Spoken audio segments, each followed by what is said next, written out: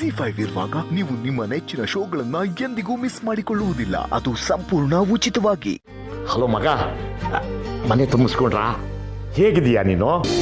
ಪೊಲೀಸಪ್ಪ, ನಾನೇ ನಿಮ್ಗೆ ಕಾಲ್ ಮಾಡೋಣ ಅಂತ ಅಂತಿದ್ದೆ. ನೀವು ಎಷ್ಟು ನೆನಪಾಗ್ತಿದ್ದೀರೋ ಗೊತ್ತಾ? ಈ ಮನೆ ದೊಡ್ಡದಾಗಿದೆ. ಮನೆ ಅಲ್ಲ, ಇದು ಅರಮನೆ. ಒಳಗೆ ಬರ್ತಿದಂಗೆ ಚಳಿ ಗಾಳಿ. ನನ್ನ ರೂಮು ರಾಣಿ ರೂಮ್ ತರ ಇದೆ. ನಾನು ನೋಡ್ತಾನೆ ನಿಂತ್ಬಿಟ್ಟೆ. ನೀವು ಇರ್ಬೇಕಿತ್ತು ಪೊಲೀಸಪ್ಪ. ಎಷ್ಟು ಸಂತೋಷ ಪಡ್ತಿದ್ರಿ ಗೊತ್ತಾ? ನನಗೆ ಗೊತ್ತಿತ್ತು ಮಗಳೇ, ನಿನಗಿರೋ ಆ ಒಳ್ಳೆ ಗುಣಕ್ಕೆ ಆ ಮನೆಯವರು ನಿನ್ನನ್ನ ರಾಣಿ ತರ ಮೆರೆಸ್ತಾರೆ ಅಂತ. ಮೆರೆಸ್ಲೇಬೇಕು. ಆ ದೇವರು ಅವರವರ ಯೋಗ್ಯತೆಗೆ ತಕ್ಕಂತೆ ಎಲ್ಲಾನು ಕೊಡ್ತಾನೆ ಅನ್ನೋದಕ್ಕೆ ಇವತ್ತು ನೀನ್ ನಿಂತಿರೋ ಜಾಗನೇ ಸಾಕ್ಷಿ ಮಗ. ಮಗ, ಈಗ ನೀನ್ ನಿಂತಿರೋ ಜಾಗ ಮತ್ತು ನಿನಗೆ ಆ ಮನೆಯವರು ಕೊಟ್ಟಿರೋ ಸ್ಥಾನ, ಅಂತ ಸ್ಥಾನ ಸಿಗಲೇಬೇಕು ಅಂತ ಎಷ್ಟೋ ಹೆಣ್ಮಕ್ಳು ಹರಕೆ ಹೊತ್ಕೋತಾರೆ. ನಿನ್ನ ದಾನ ಧರ್ಮ, ನಿನ್ನ ನಿಯತ್ತು, ನೀನು ಬಯಸದೆ ಹೋದ್ರು ನಿನ್ನನ್ನ ಆ ಸ್ಥಾನಕ್ಕೆ ಕರ್ಕೊಂಡೋಗಿ ನಿಲ್ಸಿದೆ. ನನಗೆ ಈಗಲೇ ನಿನ್ನ ನಾನು ನೋಡಬೇಕು ಅನ್ನಿಸ್ತಾ ಇದೆ ಮಗಳೇ. ನಾನು ಈಗಲೇ ಬಸ್ ಹತ್ಕೊಂಡು ಬಂದ್ಬಿಡ್ತೀನಮ್ಮ. ಬೇಡ ಪೊಲೀಸಪ್ಪ, ಓಡಾಡಿ ಸುಸ್ತಾಗಿರ್ತೀರಾ. ನೀವು ರೆಸ್ಟ್ ಮಾಡಿ, ಆಮೇಲೆ ಬರುವಂತೆ. ಈಗ ಮನೆ ತುಂಬ ಗೆಸ್ಟ್ಗಳು ಬಂದಿದ್ದಾರೆ. ನಾನು ಆಮೇಲೆ ಫೋನ್ ಮಾಡ್ತೀನಿ, ಆಯ್ತಾ? ಸರಿ ಸರಿ, ನನ್ನ ಹತ್ರ ನೀನು ಯಾವಾಗ ಬೇಕಾದ್ರೂ ಮಾತಾಡ್ಬೋದು. ಮೊದಲು ಆ ಕಡೆ ಗಮನ ಕೊಡು. ಪೊಲೀಸಪ್ಪ, ನೀನು ಅಮ್ಮ ಖುಷಿಯಾಗಿದ್ದೀರಾ ಅಲ್ವಾ ಪೊಲೀಸಪ್ಪ?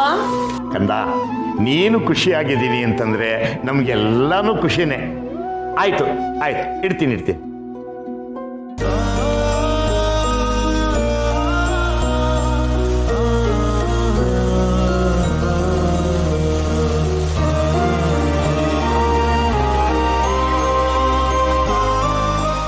ಮನೆ ತುಂಬಿಸ್ಕೊಳ್ಳೋ ಶಾಸ್ತ್ರ ಆಯ್ತಂತೆ.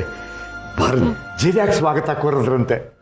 ಅವಳನ್ನ ಯಾರು ಮದ್ವೆ ಆಗ್ತಾರೋ ಅಂತ ಅನ್ಕೊಂಡಿದ್ದೆ. ಏಯ್, ಸ್ವಲ್ಪ ಬಾಯಿ ಮುಚ್ಕೊಂಡಿರ್ತೀಯಾ? ಅಂದ ಇರೋದು ಮುಖದಲ್ಲಲ್ಲ, ಮನಸ್ಸಿನಲ್ಲಿ.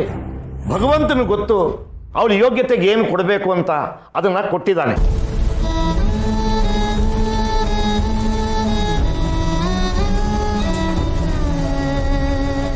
ನನ್ನ ಮಗಳು ದೀಪ ರೂಪದಲ್ಲಿ ಸುಂದರಿ ಅಲ್ಲದೆ ಇರಬಹುದು, ಆದರೆ ಗುಣದಲ್ಲಿ ವಿಶ್ವಸುಂದರಿ ಕಣೆ.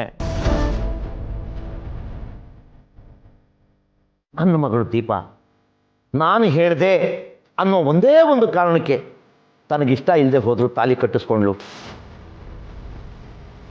ಅದೇ ರೂಪನ್ ಥರ ಓಡ್ ಹೋಗಿ ನಮ್ಮ ಮಾನ ಮರ್ಯಾದೆ ತೆಗಿಲಿಲ್ಲ.